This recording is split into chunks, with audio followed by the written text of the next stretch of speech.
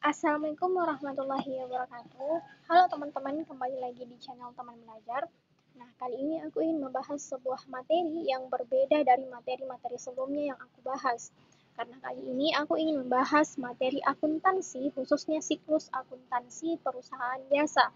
Nah, bagi teman-teman yang ingin mengambil jurusan akuntansi atau bagi teman-teman yang telah menjadi siswa atau mahasiswa akuntansi tetapi belum lebih mengetahui lebih dalam tentang dunia perakuntansian, khususnya siklus akuntansi, maka kalian bisa belajar dari video ini.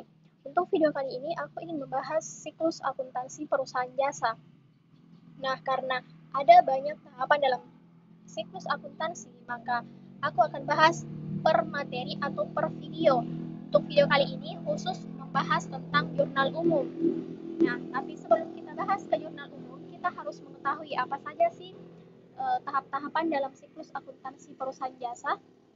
Yang pertama itu ada tahap pencatatan, di mana tahap pencatatan itu terdiri dari jurnal umum ke buku besar, dan dari buku besar ke tahap pengikhtisaran, di mana tahap pengikhtisaran terdiri dari neraca saldo, jurnal penyesuaian, setelah itu lanjut ke neraca lajur, kemudian dari neraca lajur ke tahap pelaporan, di mana tahap pelaporan itu terdiri dari 5 laporan keuangan. Yang pertama ada laporan laba rugi, laporan perubahan ekuitas, laporan posisi keuangan, laporan arus kas, dan yang terakhir ada catatan atas laporan keuangan.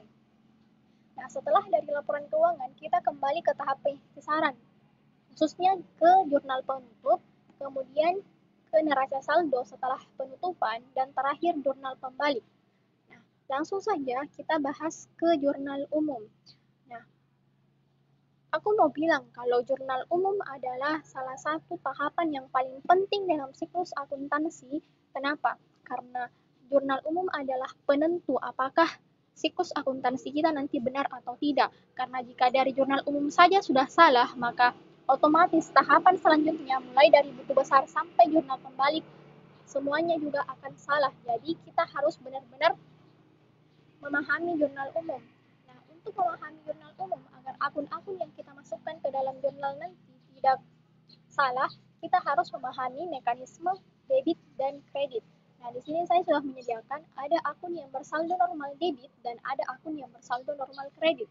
Jenis akunnya untuk yang bersaldo normal debit yaitu aset. Aset itu banyak, ada kas, piutang, perlengkapan, peralatan, sewa dibayar di muka, asuransi dibayar di muka, dan sebagainya, jika bertambah di debit dan jika berkurang di kredit. Nah, untuk jenis akun prive itu adalah pengambilan pribadi atau pengambilan uang perusahaan untuk keperluan pribadi. Jika bertambah di debit dan jika berkurang di kredit.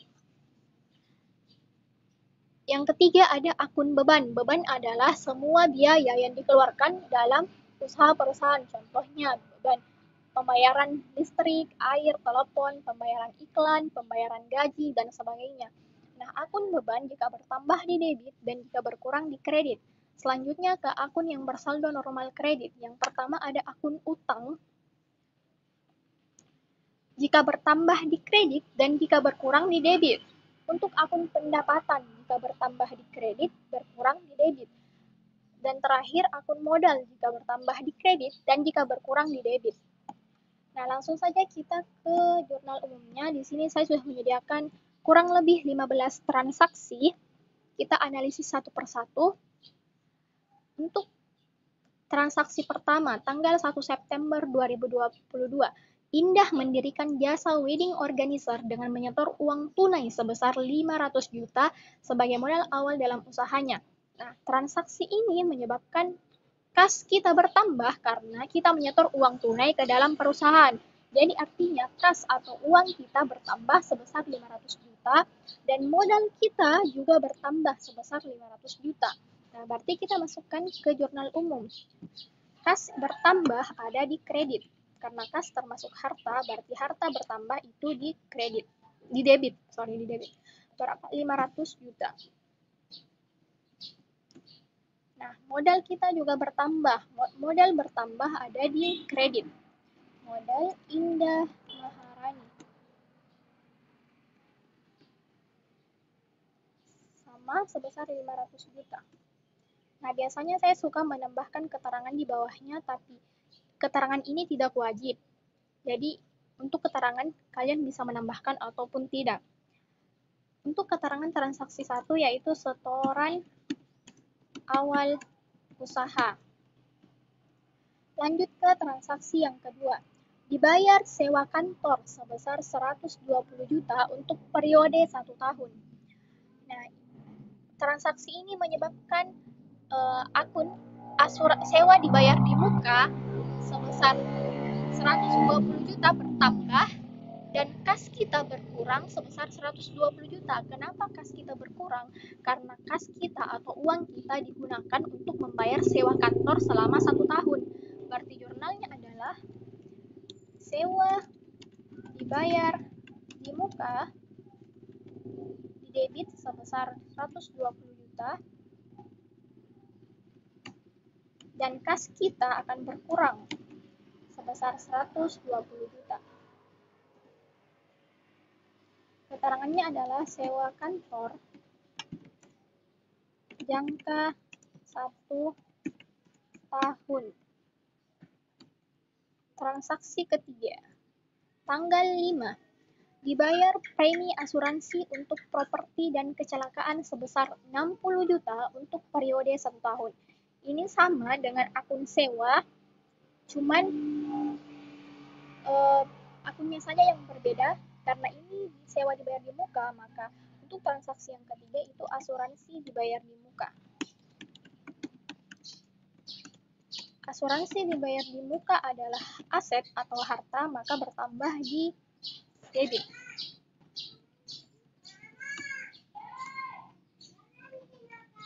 Nah, untuk akun kita juga akan berkurang karena dipakai untuk membayar asuransi selama 1 tahun sebesar 60 juta. Keterangannya adalah asuransi jangka 1 tahun.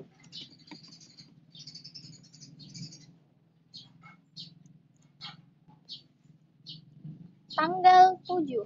Dibeli perlengkapan kantor sebesar 50 juta secara tunai. Nah, dibeli perlengkapan kantor secara tunai. Artinya perlengkapan kita akan bertambah dan kas kita akan berkurang karena dipakai untuk membayar perlengkapan atau untuk dipakai membeli perlengkapan. Jadi, jurnalnya adalah perlengkapan bertambah di debit sebesar 50 juta dan kas kita akan berkurang sebesar 50 juta juga.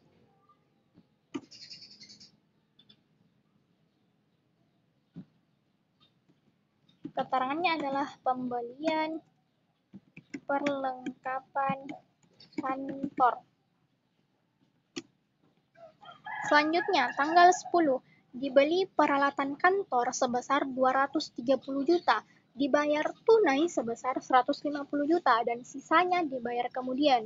Nah, untuk transaksi ini menggunakan 3 akun. Akun yang pertama yaitu peralatan kantor kita bertambah di debit.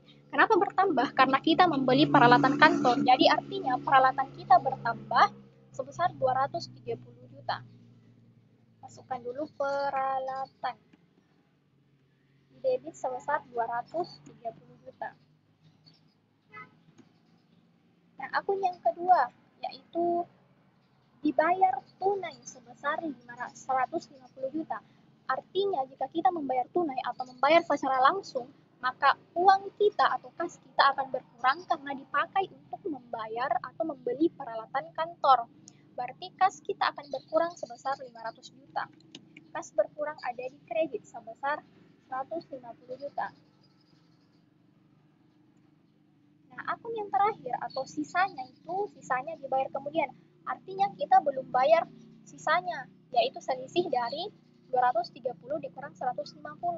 Dan ini sisanya ini akan menjadi utang. Berarti utang kita akan bertambah. Utang bertambah ada di kredit. Utang usaha bertambah di kredit sebesar sisanya atau selisih dari 230 dikurang 150.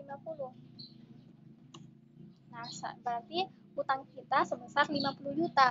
Jadi artinya kita membeli peralatan sebesar 230 juta. Dibayar cash atau secara tunai sebesar 150 juta dan sisanya yang belum kita bayar akan menjadi utang. Berarti keterangannya adalah pembelian peralatan kantor. Selanjutnya, tanggal 12. Diselesaikan pekerjaan resepsi pernikahan keluarga gubernur. Atas hal itu, diterima pendapatan secara tunai sebesar 150 juta. Nah, jika kita menerima pendapatan secara tunai, artinya kas kita akan bertambah karena kita mendapat pendapatan. Dan untuk akun kreditnya adalah pendapatan juga bertambah sebesar 150 juta. Jadi, jurnalnya adalah kas bertambah, debit sebesar 150 juta,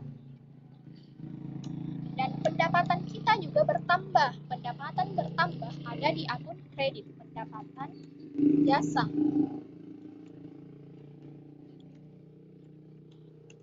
Pendapatan jasa bertambah itu di kredit sebesar 150 juta. Keterangannya adalah penyelesaian pekerjaan. Lanjut ke transaksi selanjutnya, tanggal 15. Diselesaikan pekerjaan acara ulang tahun sebesar 35 juta, tetapi uangnya belum diterima.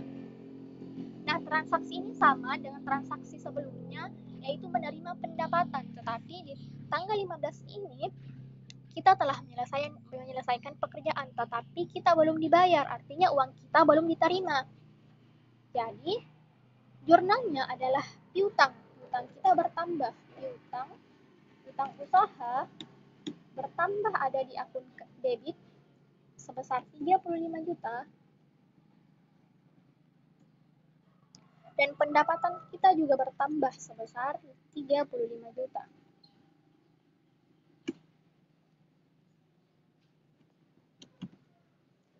Keterangannya sama, penyelesaian pekerjaan. Nah, tanggal 17, diselesaikan pekerjaan resepsi pernikahan dan diterima pendapatan secara tunai sebesar 100 juta.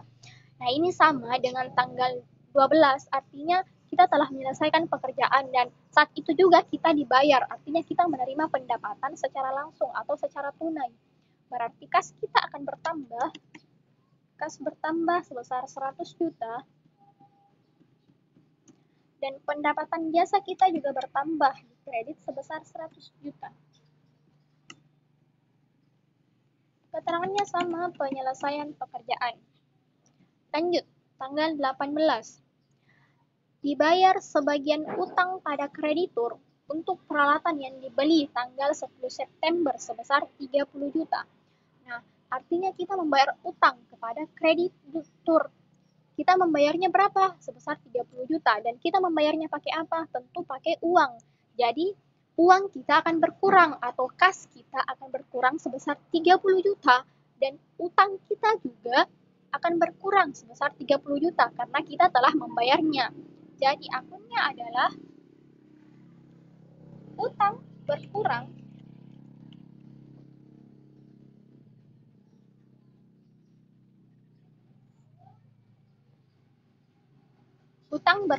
sebesar 30 juta, utang usaha, utang berkurang di debit sebesar 30 juta, dan kas kita juga akan berkurang sebesar 30 juta.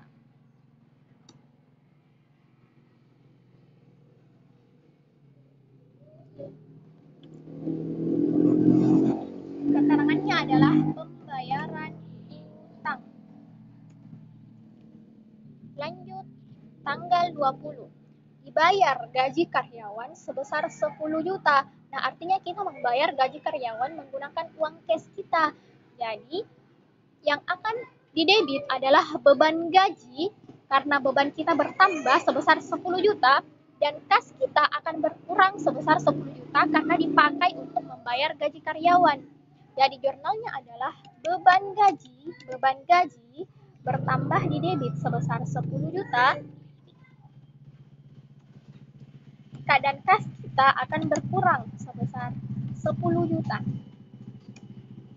Keterangannya adalah pembayaran gaji karyawan. Lanjut ke transaksi selanjutnya, tanggal 23. Dibayar beban iklan sebesar 5.500.000. Nah, kita membayar beban iklan, artinya beban kita bertambah sebesar 5.500.000 dan kas kita atau uang kita akan berkurang sebesar 5.500.000. Jadi jurnalnya adalah beban iklan bertambah itu di debit sebesar 5.500.000 dan kas kita akan berkurang sebesar 5.500.000. Nah, keterangannya adalah pembayaran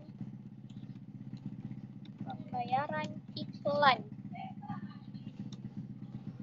Selanjutnya, tanggal 25 dibayar beban utilitas sebesar 7 juta. Nah, ini sama, artinya beban kita bertambah di debit dan kas kita berkurang di kredit.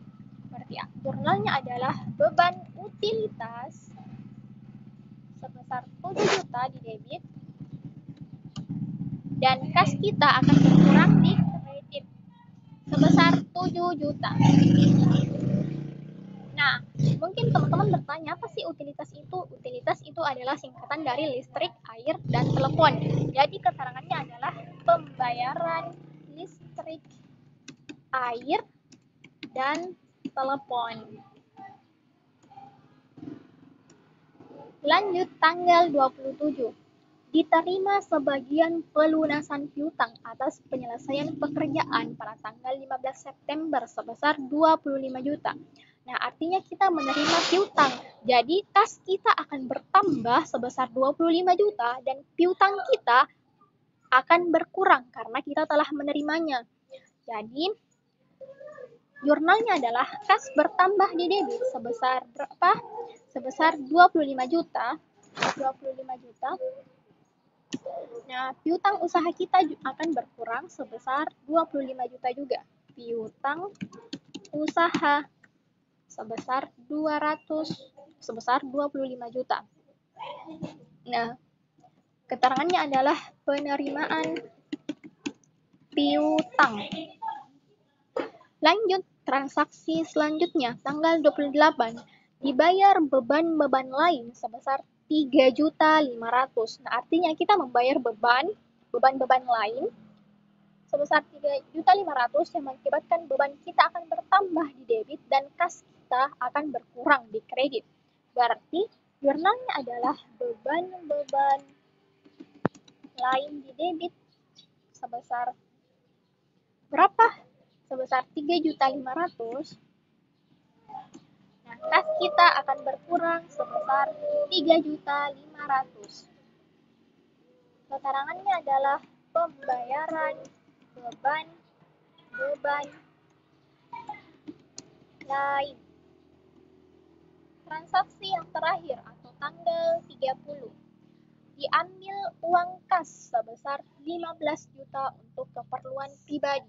Nah, jika diambil uang kas untuk keperluan pribadi berarti akunnya adalah prive. Karena kita mengambil uang kas artinya prive kita bertambah itu di debit sebesar 15 juta dan kas kita akan berkurang sebesar 15 juta. Kenapa? Karena kita mengambil uang kas dari perusahaan. Jadi uang kas yang ada dalam perusahaan tersebut akan berkurang. Berarti jurnalnya adalah prive. Prive siapa? Prive Indah Maharani bertambah, akun prive bertambah di debit sebesar 15 juta. Nah, kas kita akan berkurang sebesar 15 juta. Keterangannya adalah pengambilan pribadi. Nah, setelah jurnalnya semua telah selesai, tinggal kita jumlahkan. Dan intinya antara debit dan kredit jumlahnya harus sama. Jika tidak sama berarti ada yang salah dari nominalnya. Berarti kita jumlahkan menggunakan rumus sum, kemudian kita blok. dari atas sampai bawah atau dari transaksi pertama sampai transaksi terakhir. Nah, berarti jumlahnya adalah 1.341.000.000 rupiah. Nah, ini adalah akun debit. Jadi selanjutnya kita akan menjumlah juga akun kredit. Nah, akun kreditnya harus sama dengan akun debit atau harus balance seperti yang saya jelaskan tadi, bahwa jika hal ini tidak balance, jika debit dan kreditnya tidak sama atau tidak balance, maka ada yang salah jelas di salah satu jurnalnya. Kita jumlahkan sum, kemudian kita blok dari transaksi pertama sampai transaksi terakhir. Nah, nilainya sudah sama, yaitu sebesar 1.341.000.000 rupiah. Berarti jurnal umum ini atau per jurnal per 30 September 2022 sebesar 1.341.000.000 rupiah. Berarti cukup sampai sini dulu tentang pembahasan jurnal umum kita. Nah, mungkin ada yang bertanya-tanya, apa sih ref itu? Ref itu adalah referensi atau nomor akun yang ada pada transaksi. Tetapi ini belum kita isi. Nanti kita isi setelah kita pindahkan akun ini ke dalam buku besar. Berarti untuk video selanjutnya kita akan membahas terkait buku besar dan selanjutnya ke neraca saldo sampai ke jurnal pembalik. Oke, mungkin cukup sampai di sini dulu pembahasan kita terkait jurnal umum. Sampai jumpa di tahapan akuntansi selanjutnya. Terima kasih.